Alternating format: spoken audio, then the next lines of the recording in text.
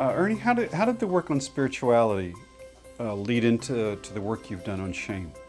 In some ways it's simple, in some ways it's complex.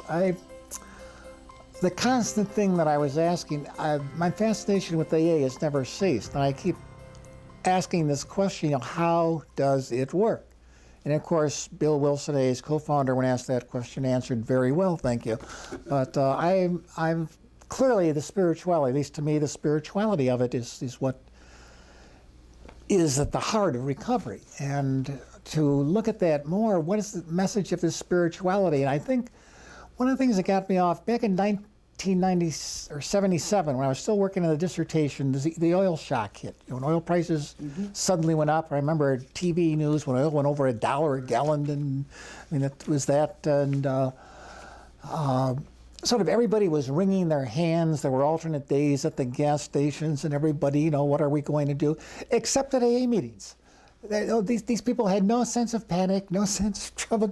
And I was listening, trying to what is going on here, and the sense, the letting go, and in a sort of be able to be disengaged from a culture that in some ways is addicted to so many things, and keep on.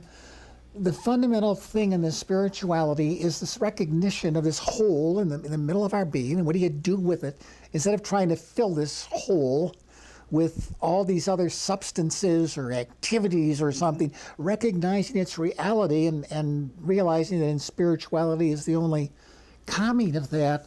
The sense that there's something wrong with us, which is contrary to every message the culture is sending on one level, all this self-esteem stuff and positive thinking and all of this emphasis on how good you are and the importance of all of these things, while at the same time the culture is giving you all these messages, there's something wrong with you, because that's how they sell something to you. I can go all the way back to remember when I was in grammar school, the Sunday Funnies, would have these things in the bottom of some pages, even your best friend won't tell you. It was an ad for some toothpaste or mouthwash. And all these, they're more subtle now, but advertisers basically tell you there's something wrong with you. And if you buy our product, that will, and of course, and this makes the economy run, we can't knock it. But it struck me that the part of this spirituality was being able to transcend that, being able to live with this sense of there's something wrong with me. Okay, now what? Instead of wring your hands over. And I, at the same time, almost accidentally, I was reading the literature on shame. I think the first Helen Lynn's book on Shame and the Search for Identity, which is basically a study of literature, which is one reason I got into the book. I was looking for literary themes, sort of brought me to this distinction. The work of Gerhard Piers and Peter Singer, with this distinction between shame and guilt, which clarify this for me, and realizing that this had been lost. This had been lost. And so I'm looking at how do people deal with this realization of there's something wrong with me, and I go on with life because that's what it means to be human.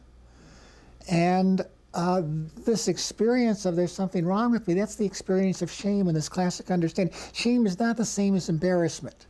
The trouble is with shame is we've lost the meaning of shame. And I don't think that book I published back in 1981 made much of a difference, because the people who picked it up sort of distorted it very quickly because of the self-esteem emphasis. But shame is not the same as embarrassment, sort of being caught with your pants down or whatever. Shame is the realization that there is something wrong with me. It's as simple as that. Maybe the distinction from guilt will clarify it. If I can, there's a schema that I did that I'm borrowing actually from Lewis and others who've gone before and put this together. Guilt results from a violation, a transgression, the fault of doing, the exercise of power or control. There's guilt. Whereas shame results from a failure, a falling short, a fault of being, the failure of power or control. See, there are two ways in which human beings feel bad. Feeling bad for what we do, or feeling bad for what we are. And guilt is feeling bad for what we do. Take the image of a football field, which is a classic one that I use. It's enclosed by two kinds of lines, side lines and end lines, okay? And the rules of the game are you play it within these boundaries. And if you're going down the field and you go across the sideline and whistle blows and play is stopped because you've gone out of bounds. Now, I know enough about football to know that it's unintentionally at times, and okay. But they're restraining boundaries. You're not supposed to cross them. Whereas the end lines are goal lines. You feel bad in relation to the end line, the goal line, not if you cross it, but if you fail to cross it. So shame is a falling short. Guilt then is concerned with a separate, discrete act. Some law or rule is broken. One is guilty for something. Whereas shame concerns the overall self, some ideal, some principle. One is ashamed of oneself. Guilt results in a feeling of wrongdoing, the sense of wickedness, the condemnation, I am not good, and of course the fear of punishment. Whereas shame results in a feeling of inadequacy, a sense not of wickedness but of worthlessness. The self-accusations and shame, I am no good, or I am not good enough. Anything that has to do with enoughness, of course, we're back to addiction. And the fear in shame is not the fear of punishment, but the fear of abandonment. What does it feel like? Guilt is a pain, shame is an ache. And if you're old enough to have various kinds of pains, which perhaps you aren't yet, Bill, but there's a difference between a pain and an ache. Guilt is repaired by opposite acts, by making amends. Guilt can be quantified. This I see really the amends steps, the inventory and amends steps in Alcoholics Anonymous take care of guilt, whereas shame is qualitative rather than quantitative, so it requires a new way of seeing, a kind of insight, and a very change in one's very being, a kind of conversion.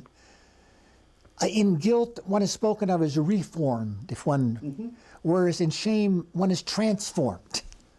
You don't reform the alcoholic. This is one problem with those. Right. The alcoholic reformation does not work. The alcoholic needs to be transformed. Surmounting guilt then can lead to feelings of righteousness, whereas transcending shame opens to a sense of identity and freedom as human. And a sense of identity rather than a righteousness or self-righteousness. Is psychoanalytic vocabulary.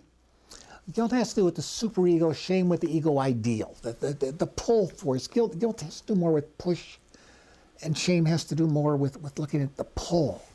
And this experience to distinguish the two in our experience, to be able to distinguish the two ways of feeling bad.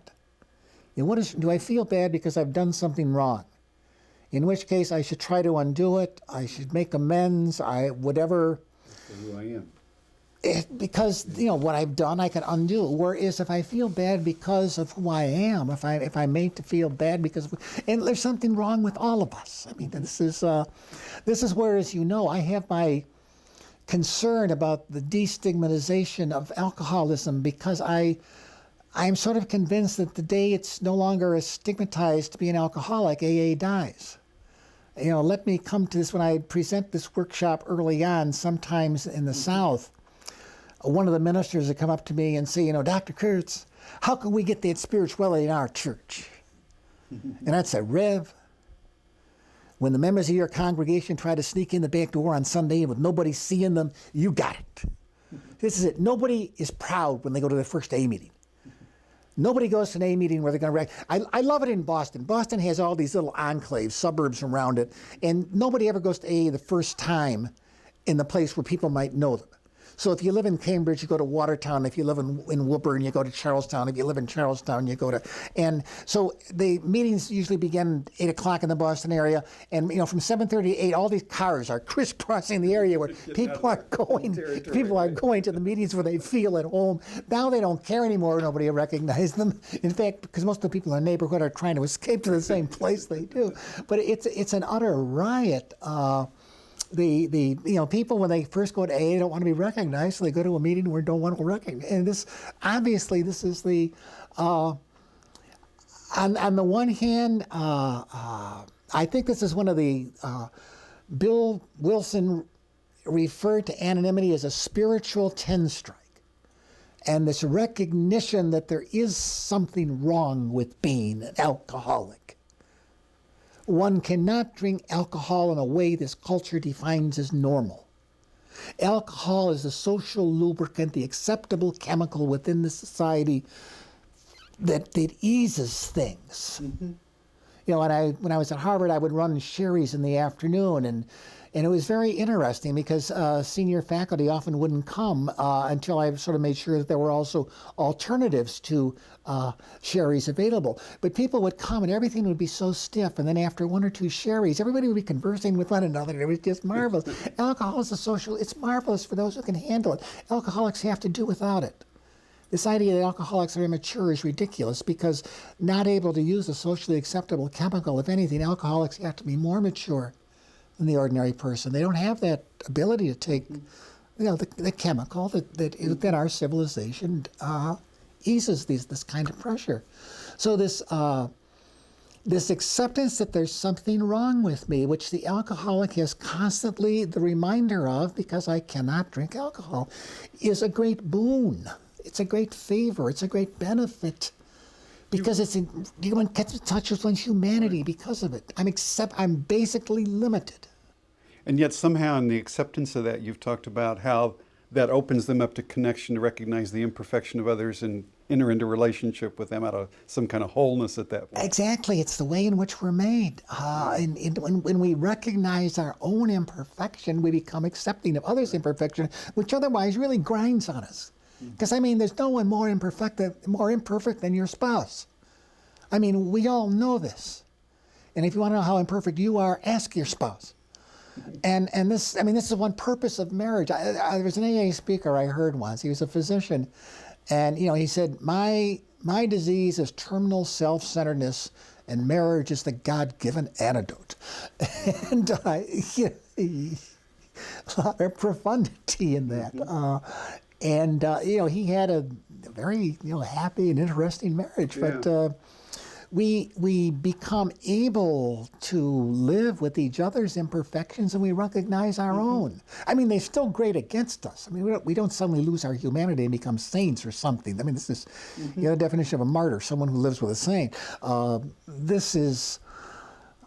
We struggle with this all the time. And this is, again, what people suggest at AA meetings, you know, you can practice even if you're not a member of AA, you know, beginning the day by thinking, you know, asking for help during that day to be of service to others and not to grate on others and asking that others don't grate on you.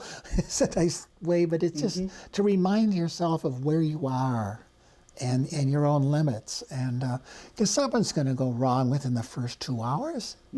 And what are you going to do about it?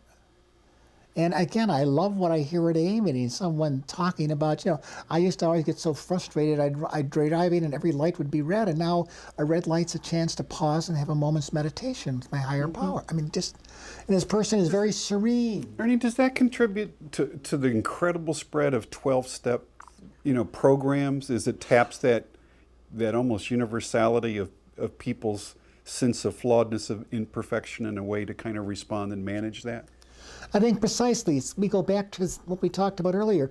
What makes this spirituality spread, if you decided you want what we have, and people have seen what members of AA have, and they say, how do you get it? And they say, we live these 12 steps, and they've said, oh, we can live these, you know, just take alcohol out of the first word and alcoholics out of the last word, and, you know, substitute anything. And, you know, it works in varying degrees for varying people, but I think this is why, again, goodness attracts. When we see something good, we want to be like that. This, again, think of the charismatic figures, and we want to be like that.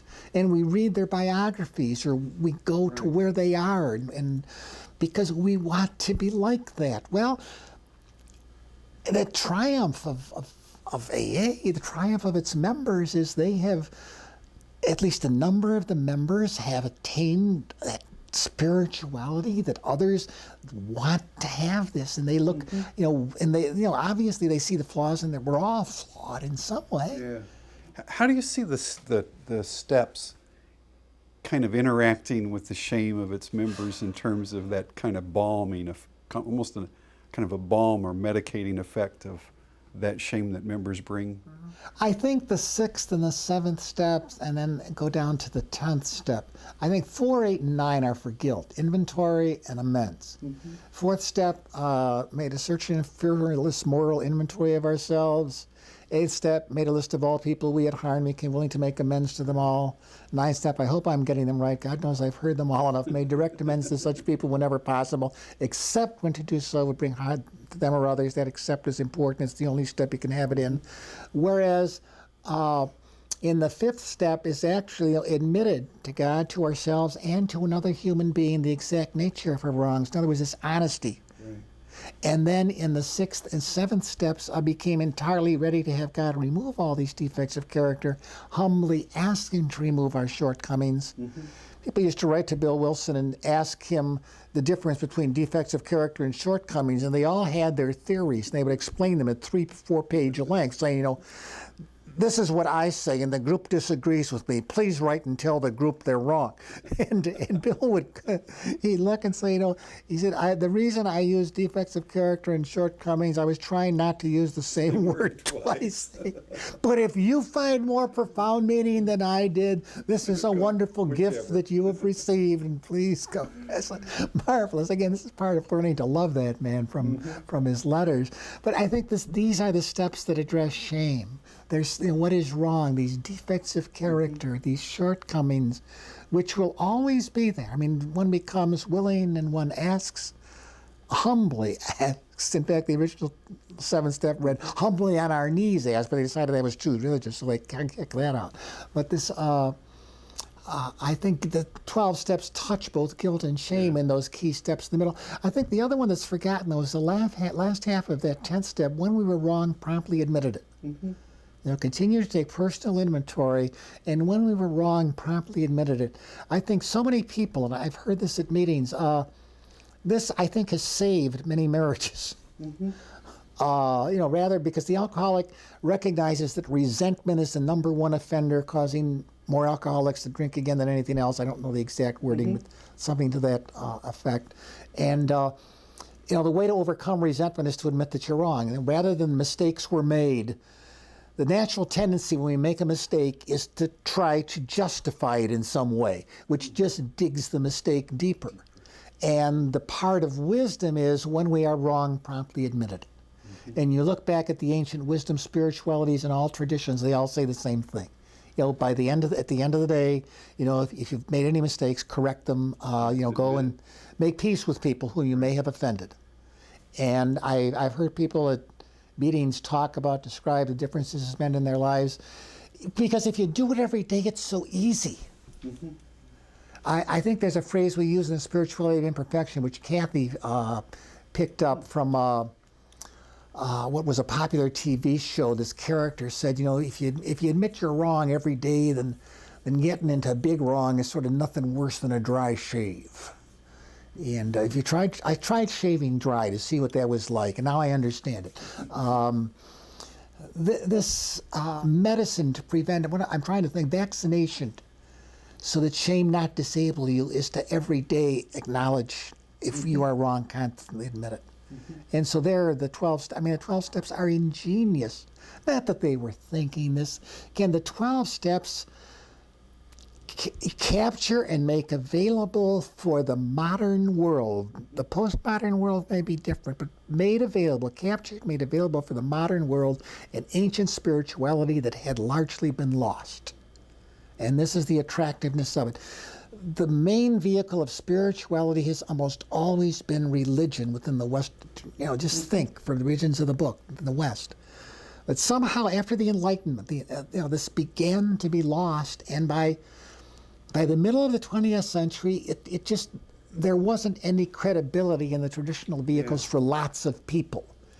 And sort of he came along and unearthed this and repackaged it in a way that made it acceptable to large numbers, because there's a truth in there that's very attractive. Again, our minds are made for truth. When we see it, our minds gravitate toward it, grab it. Yeah. And the 12 steps made this traditional wisdom available. And this part of this traditional wisdom is precisely, how do you live with the realization there's something wrong with you?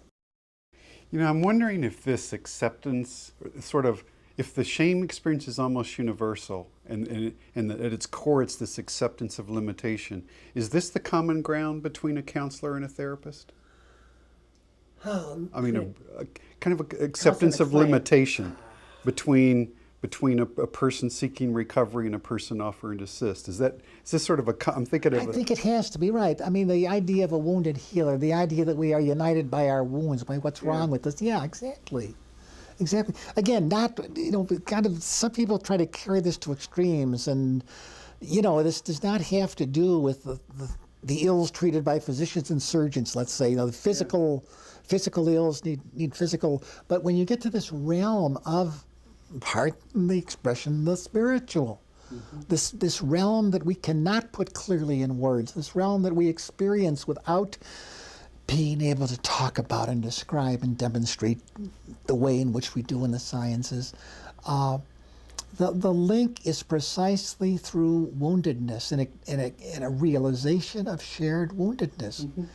I think it's fascinating. Counselors have told me at times that they don't even have to talk about it at times. A counselor-client relationship can be one where they start intuiting with each other. Yeah. And whether you call it transference or again, don't bother naming it.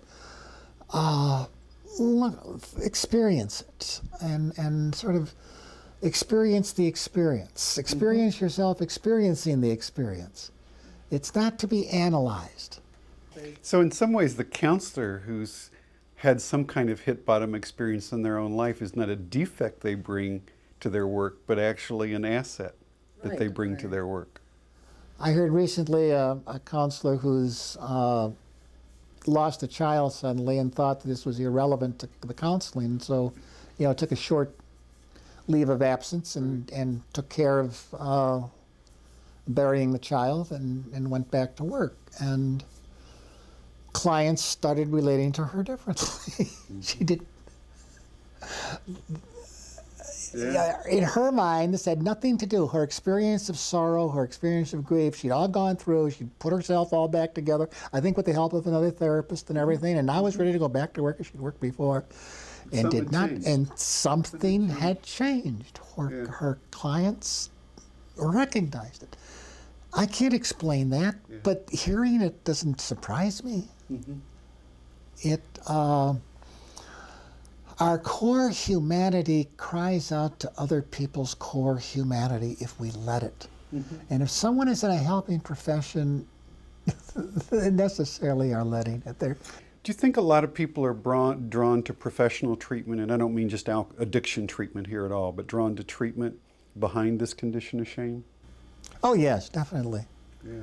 I mean, this is where most of the literature on shame is psychiatric or psychological, and I could rattle off tremendous bibliographies because I'd like to write another book on shame. The one that I wrote back in 1981, I've recently revised and updated. It's freely available online now, so that anybody can get it and read it freely. Because I wanted to get it. I didn't want to have to repeat myself. That stuff was important, but I didn't want to have to say it again in this new book, where I want to go further in what happens to shame in a world without privacy, which is my concern in this, how the world has changed since 1981 and now with shame. But there's a vast literature of therapeutic literature. Helen Block Lewis is the first psychoanalyst who wrote on this, and people still keep referring back to Lind and Pierce and Singer. The one problem is that the popularization of shame got out of hand. That would have been through the 80s, through that period, kind of as a pop cultural. Yeah, it got picked up, and people found a resonance, but some of the would-be helpers had too great a need to make people feel good instead of living with their feeling bad. That's because these weren't evil people or bad people. It's difficult when you're confronted with someone who feels bad to not want to make them feel good. Well, the best thing you can do to make an alcoholic feel good is offer them a drink. So, that we know enough not to do that. Well, you have to live through the feeling bad. And I think what happened by the mid to late 80s, the feel-good phenomenon came in. And shame got totally distorted back again to being something wrong. You've got to outgrow your shame. You've got to get beyond your shame. Whereas the whole secret is you have to embrace your shame. But this went off on this horrid tangent. And it sounded like your mouthwash commercial that you referred to earlier. There was a sense in that popularization that people got shamed greater so they would come and buy products. Yeah, I don't want to accuse those people of that, but I think you're right. Because some of them I at times would appear in workshop settings with them, and they'd be in a different room. And these were not evil people. They really, really wanted to help other people. They genuinely wanted to help. They just didn't know because they never had experienced. But some of the core concepts related to shame really got lost from sort of the over-popularization of that. Yeah, that's why I want to write another book, and that's why I put the book that was written on, I revised it, updated it, and made it freely available, because yes, exactly. Yeah. Ernie, in your book on shame, there's a section where you talk about amends, where you really link that to the importance of forgiveness. Could you talk about that a little bit? Yes, I'm glad for the opportunity, because I think I missed some.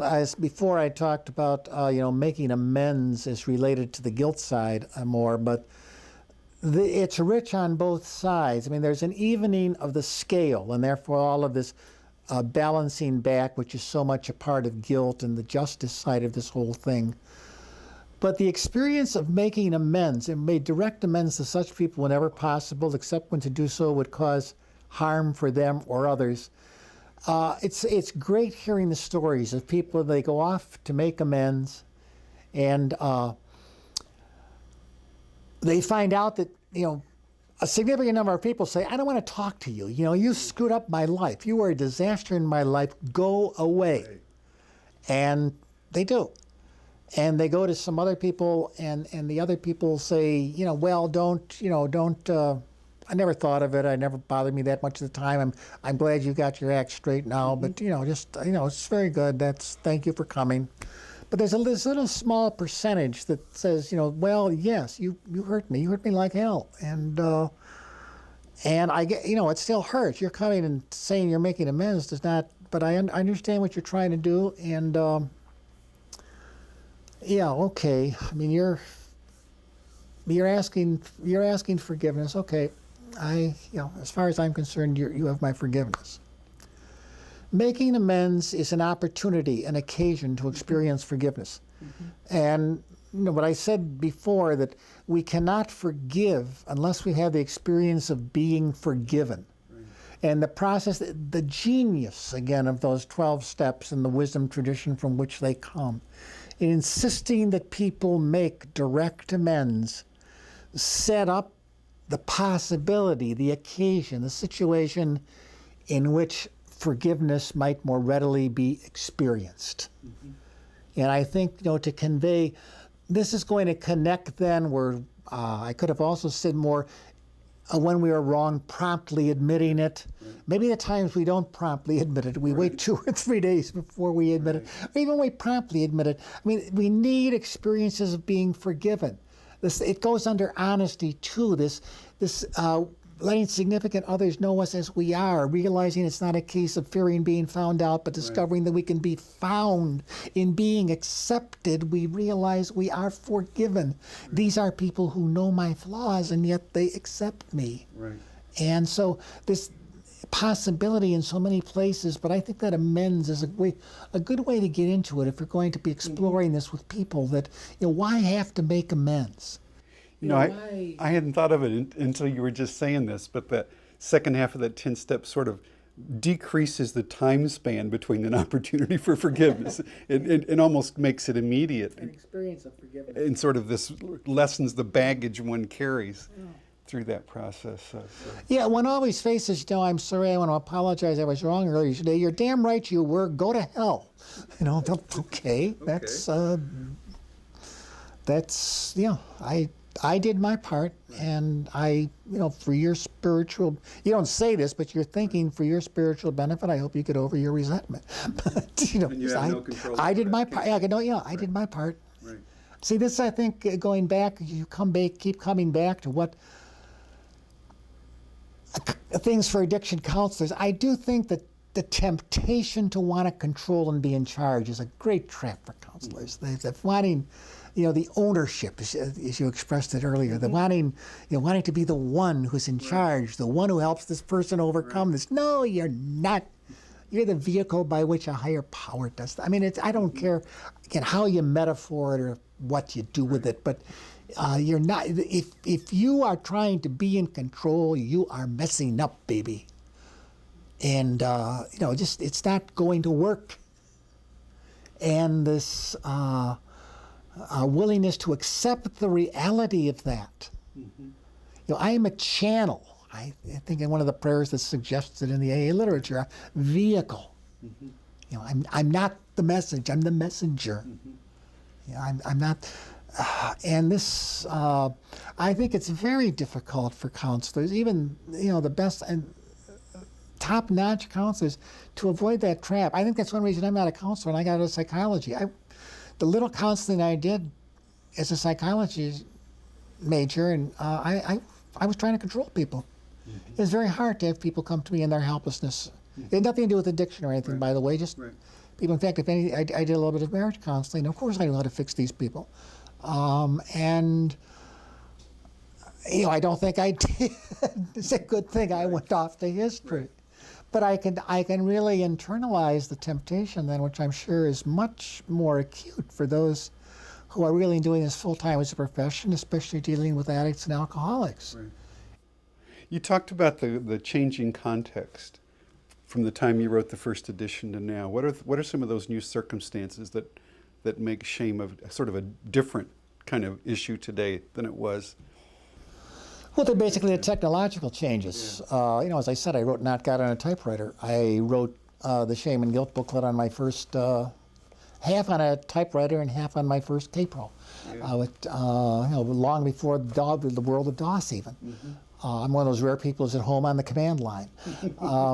And that, and then the technology of webcam and publicity, this, supposedly in England now there's one camera for every 4 citizens, and they're posted in public places, and they're monitoring people, and even at times they're using children's voices they catch someone on one of these mounted cameras tossing a cigarette butt in the street, and a voice of a child comes on saying, "You shouldn't do that, you're littering, now you pick the..."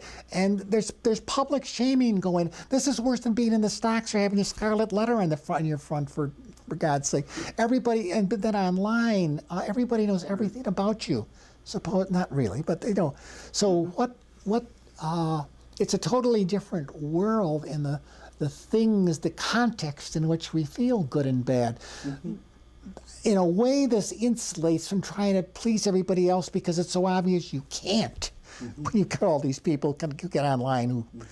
And on the other hand, I think this leads people to hide more because they're afraid that if they expose anything, they'll expose everything. If we think about that in the context of addiction counseling today, do you have some thoughts about what addiction counselors need to understand about shame and guilt, or what responses they might offer as they encounter that in our work? I think addiction has a lot to do with shame, and addiction is the result of shame. When we speak this image of, I don't especially like this theologizing of it, but people say we are made with a God-shaped hole in the middle of our being, and we are not at rest until somehow that hole is filled. And we try to fill it with booze, we try to fill it with pot, we try to fill it with injecting drugs, we try to fill it with sniffing, we try to fill it with sex, we try to fill it with gambling, we try to fill it with big cars, we try to fill it with investment portfolios. We try to fill it by publicity. The hole is always there. This, I think, is why successful people so often, not so often, but when they commit suicide, everybody wonders why they had everything. No, they didn't. They had all those things and the hole was still there. And to some answer, so addiction is, the attempt to fill this hole, whether it's God-shaped or not, there's a hole there. And for counselors to realize that this is what's going on. There are no pat answers. There are no easy answers to be part of this struggle. This is where, again, you don't have to be an alcoholic to help with or alcoholic or addict or anything else, but you have to have experienced this hole in the middle of your being, and have learned how to live with it with a degree of serenity, and to help others do this. And you can't do it by telling them. We're in an unusual position in the addictions field right now. We're in a position of aging, of leadership that's long tenured. In the next 5 to 7 years, we're going to have rapid turnover of really some of the major pioneers in modern addiction treatment. We're very concerned about leadership development and leadership succession planning and mentoring a new generation of workers. I don't know anybody that's probably done more mentoring than you have over the course of my professional career. And of course, I've been very blessed by that mentoring that you've offered me. I was wondering, with all of the people that have come to you for different kinds of assistance, what are some of your thoughts about mentorship and what mentors can offer, and what sort of this aging generation can offer sort of a new generation coming behind them? Well, I think in the first place, this very thing that we're doing proves that people have been listening to me, because for the last 20 or 30 years, I've been telling people, you got to go out and get those old buggers and interview them before they die. And, suddenly I turned 72 and I get this phone call, Ernie, we want to interview you with everything I'm feeling. And So we have been listening. at least they heard one thing that I said. But I think ours is a model. In all of these relationships, they've got to be two-way. I mean, this is the nature of mentoring. And it's not that different, totally different. It surely is different from a therapeutic counseling relationship, directing relationship, because there's one person who is presumed to have greater experience, and knowledge, but it has to be two-way. It's impossible to teach without learning. And I think that I think there are some people who don't know this, set themselves up as mentors who don't know this. And sometimes they have a lot to teach, but they don't get it across because they're not learners while they're teachers. And I think we have.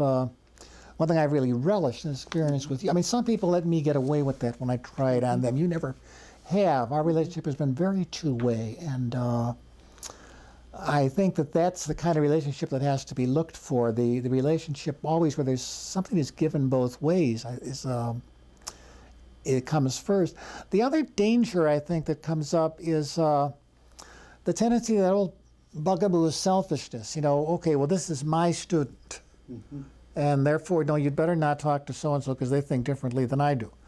No, there's one of the tasks, I think, in bringing forth others is linking them. I spoke early at the beginning of after publishing Not God, I became sort of a nodal center where people would contact me and to ask, well, most of the time, I couldn't answer their questions for one thing, but even if I could, there were others who were better prepared, and so I'd link them. Mm-hmm. And there can't be a possessiveness. I mean, those who come to learn from us are, in a way, a precious gift, and so we have to realize that they're a gift freely and pass that gift on to others. So I think an important role is this linking to resources, knowing the resources and linking people to them. It's yeah, I think in our essential relationship, part. you've passed on not only a great deal of information, but a whole network of relationships that also then nourish me in all kinds of different specialty areas. So that's been invaluable. Yeah, I mean, some of the great things that some of the people I've introduced you to, I think, are among the highlights of my life. But you go on and then you do the same thing to me this is one example, in fact. So I think that's so important, the sense of creating this network and linking and not being selfish or possessive, which I see edges of this at times, and it really troubles me that you shouldn't go to that summer school or that whatever, as if they might be contaminated. Well, no. I mean, this is open. And I think the other thing that immediately comes to mind, and I think, we've captured today, if you can't be enthusiastic about this, don't do it. I mean, if this doesn't turn you on, go do something else. I mean, I don't know, maybe this is my drug, maybe, and I don't want a 12-step program to help me surpass it, but I'm sure that we get in a conversation like this, and you give me the opportunity to teach, I'm sure that the serotonin or norepinephrine or whatever it is, and if they had one of those MRIs in my head, they see all these flashing lights and all this. This turns me on. And I think there has to be that aspect. I think the good teacher is a performer. The good teacher is an enthusiast. Not all the time, and within a measured, recognizing what's going on, but I think that enthusiasm, genuine enthusiasm, is simply, you cannot teach something you don't love. And you take a subject like Republican politics in the post-Civil War era, which is pretty bad. And how do you get enthusiastic about Ulysses S. Grant and Rutherford B. Hayes? Well, these were interesting times, and you get into it enough until you can transmit that these are interesting times. Your students might not become fans of Rutherford B. Hayes, but you didn't bore them as heck, especially. You got a few, they might call it anecdotal history, but you've got to be enthusiastic. And connected with that, I think, is that, we've come almost full circle now. There has to be a fundamental honesty. The first honesty for any teacher, of course, is I don't know. That is so difficult for some people. And people like that should never go into teaching.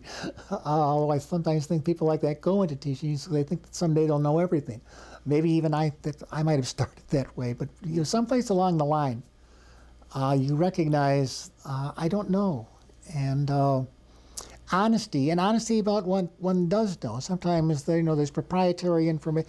We have to keep confidences, obviously, and there's certain types of information that should be kept confidential. But there has to be a basic honesty. I think honesty, I said before, is letting significant others know us as we really are.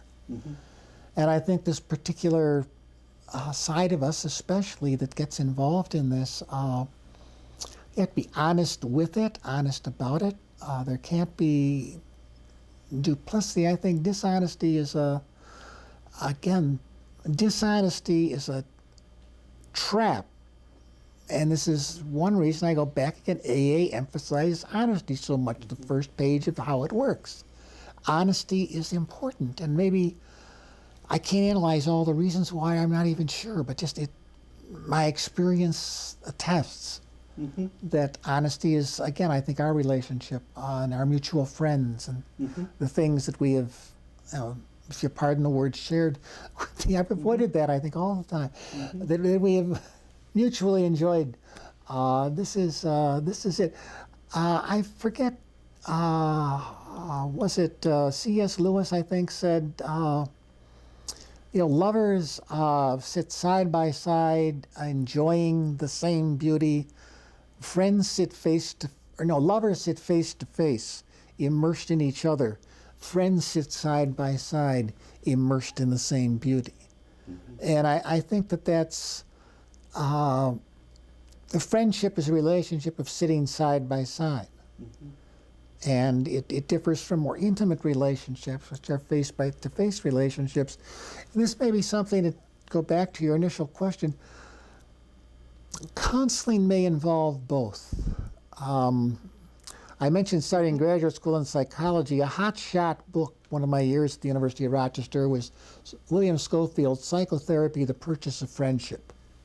Made a profound, just the title made a profound impact on me. I'm not sure I remember the rest of the book. But I think at times that's accurate. And I think maybe at times it's appropriate for the therapist to be a friend,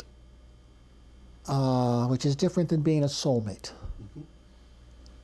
And this, again, is for people of professional competence to weigh and balance. It goes beyond I can sort of point to this and say this is an interesting area to think about, but people who know the boundaries of professional relationship are much better equipped to carry this forward.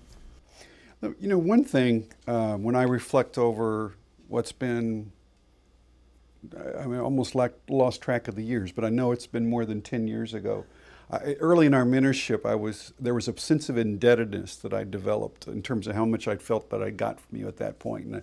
And almost out of that sort of embarrassment of those riches, I said, is there some way I can pay you? And I was really talking about, I felt should I pay you monetarily for this?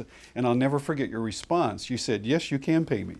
You said, because in years to come, you're going to have a young kid show up, and you aren't going to have time to meet with them. They're going to be green. They're going to ask some very stupid questions at times. And when that occurs, say, yes, I have time for you. And you really conveyed this notion of what I'm asking you to do is when you have opportunities in the future to do that, pass it on. And I'll never forget that. Yeah, Pass It On. That's the title of the book. When AA it started writing its own history of Bill Wilson, especially, the book was entitled Pass It On. And I think that's the great responsibility of all those who've been given gifts. Pass it on. I came at this surely through my experience within AA, but striking to me. I had had a rather tumultuous experience in graduate school, and I felt some of my graduate school mentors wished that I'd never got.